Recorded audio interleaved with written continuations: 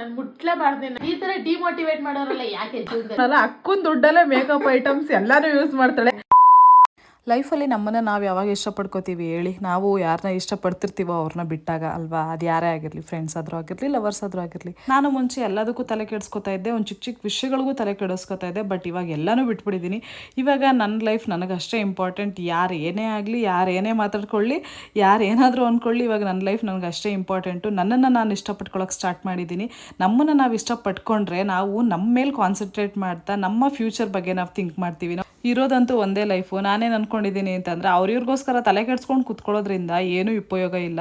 ನಮ್ಮ ಫ್ಯೂಚರ್ ಬಗ್ಗೆ ನಾವು ಥಿಂಕ್ ಮಾಡಿ ನಾವು ಹೇಗೆ ಮುಂದೆ ಬರಬೇಕು ಅನ್ನೋದೇ ಇವಾಗ ನೋಡೋಕೆ ಆಪ್ಷನ್ ಇರೋದು. ನಾನು ಹೇಳೋದು ಇಷ್ಟೇ, ಫಸ್ಟು ನಮ್ಮನ್ನು ನಾವು ಇಷ್ಟಪಡ್ಕೊಂಡ್ರೆ ನಮ್ಮ ಜೀವನನೂ ತುಂಬ ಚೆನ್ನಾಗಿರುತ್ತೆ. ಇವಾಗ ಅದೆಲ್ಲ ಬಿಡಿ, ನಾವು ನಮ್ಮ ತಂಗಿನ ಜಿಮ್ ವಿಷಯಕ್ಕೆ ರೇಗಿಸಿದೀವಿ, ನೀವೇ ನೋಡಿ. ಜಿಮ್ಗೆ ಹೋಗಿ ಚೆನ್ನಾಗಿ ಬಾಡಿ ಮಾಡಿ ನಾನು ಮುಟ್ಲೇಬಾರ್ದು. ನಾನು ಮುಟ್ಟಿದ್ರೆ ಕರೆಂಟ್ ಹೊಡಿಬೇಕು.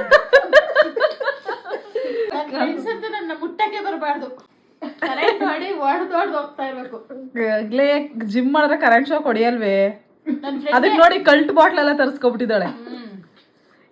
ನನ್ನ ತಂಗಿ ಯಾವತ್ತೂ ₹1 ಲೈಫಲ್ಲಿ ಖರ್ಚು ಮಾಡಲ್ಲ. ಅಕ್ಕನ ದುಡ್ಡಲ್ಲೇ ಮೇಕಪ್ ಐಟಮ್ಸ್ ಎಲ್ಲಾನು ಯೂಸ್ ಮಾಡ್ತಾಳೆ. ಅದೊಂದು ಬಾಟ್ಲ್ ಮಾತ್ರ ತರಿಸ್ಕೊಂಡಿದ್ದಾಳೆ. ಜಿಮ್ಗೆ ಹೋಗ್ತೀನಿ ಅದಕ್ಕೆ. ನೋಡೋಣ. ನೀನ್ ಹೇಳಿದ್ಯಾ ಮೆಟ್ಲು ಹತ್ತಕ್ಕೆ ನಿಮ್ಗೆ ಯೋಗ್ಯತೆ ಇಲ್ಲ ಅಂತ, ನಿನ್ಗೂ ಕೊಡ್ತೀನಿ ಸರಿಯಾಗಿ. ನನ್ನ ಫ್ರೆಂಡ್ ಶಾರದಾ ಹೇಳವ್ರೆ ನಿಮ್ಗೊಂದು ವೀಕ್ ಮಾಡಕ್ಕೂ ಕೆಪಾಸಿಟಿ ಇಲ್ಲ ಅಂತ, ಅವ್ರಿಗೂ ಮಾಡ್ತೀನಿ. ಆಗುತ್ತೆ. ಈ ತರ ಮೋಟಿವೇಟ್ ಮಾಡೋರು ಲೈಫಲ್ಲಿ ಇರ್ಬೇಕು. ಈ ತರ ಡಿಮೋಟಿವೇಟ್ ಮಾಡೋರಲ್ಲ ಯಾಕೆ ಜೀವನದಲ್ಲಿ? 1:37 ರಾತ್ರಿ ನನ್ನ ತಂಗಿ ಎಷ್ಟು ಟಾರ್ಚರ್ ಕೊಡ್ತಾವಳೆ ಅಂದರೆ ಅಪ್ಪ ದೇವ್ರೆ. ನಿಮ್ಮ ಮನೇಲೂ ನಿಮ್ಮ ತಂಗಿದಿರು ಇದೇ ಥರ ಮಾಡ್ತಾರ? ನನ್ನ ತಂಗಿ ಅಂತೂ ಹೆವಿ ಟಾರ್ಚರ್ ಕೊಡ್ತಾಳೆ ನೋಡಿ. 4:22 ಆಗಿತ್ತು ನಾನು ಮಲ್ಗೋಷ್ಟೊಳಗಡೆ. ಯಾಕಂದರೆ ನಾನು ವೀಡಿಯೋಸ್ ಎಲ್ಲ ಎಡಿಟ್ ಮಾಡಿ ಮಲ್ಕೋಬೇಕಾಗಿತ್ತು. ಇದು ಇವತ್ತಿನ ವ್ಲಾಗ್ ಆಗಿತ್ತು. ನಾನು ನಿಮಗೆ ನೆಕ್ಸ್ಟ್ ವ್ಲಾಗಲ್ಲಿ ಸಿಗ್ತೀನಿ. ಅಲ್ಲಿವರೆಗೂ ಬಾಯ್.